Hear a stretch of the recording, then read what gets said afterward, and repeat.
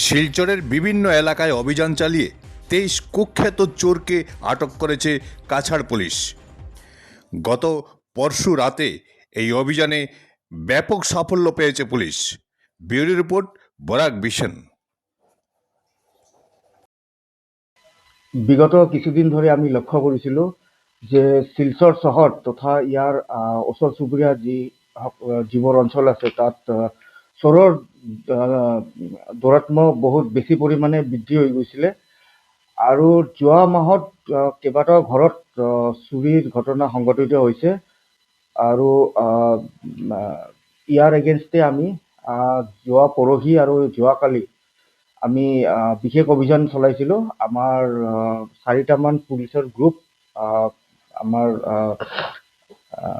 SP অফিচৰ পৰাই আমাৰ বনাই দিয়া হৈছিলে আৰু এই 4টা যি আৰক্ষীৰ দল তেওঁলোকে বেলেগ বেলেগ ঠাইত অভিযান চলাইছিলে আৰু এই অভিযান কালত আমি 25জনকৈ চোৰ যি আগতেও চুৰিকাণ্ড সংঘটিত কৰিছিলে তেওঁলোকক আমি কৰায়ত্ব কৰিবলৈ আমি সক্ষম হৈছোঁ আৰু তেওঁলোকৰ পজিশ্যনৰ পৰা বহুতো সা সামগ্ৰী ইতিমধ্যে উদ্ধাৰ হৈছে, যাৰ ভিতৰত গেছৰ cylinder, mobile phone, electric wire,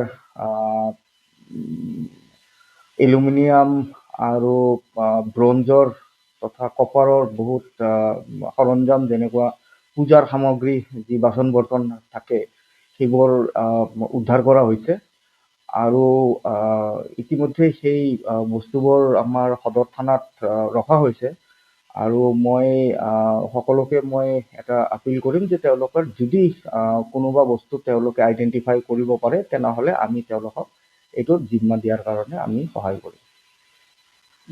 এতিয়াও আমাৰ যিটো অভিযান আছে সেই অভিযানটো এতিয়াও অব্যাহত আছে।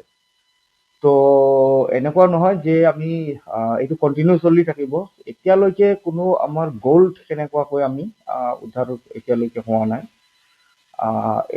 এই যিসকল চোৰক আমি ধৰিছোঁ তেওঁলোকক জেৰা কৰি আছোঁ আৰু কিছু আমাৰ যিটো ইনভেষ্টিগেশ্যন, নৰ্মেল যিটো ইনভেষ্টিগেশ্যন, সেইটোত গম পোৱা যায় যে মেক্সিমাম তেওঁলোকে যিটো চুৰি কৰে, সোণা যদি চুৰি কৰে তেওঁলোকে মানে যিমান পাৰে সোনকালে তেওঁলোকে বিক্ৰী কৰি দিয়ে।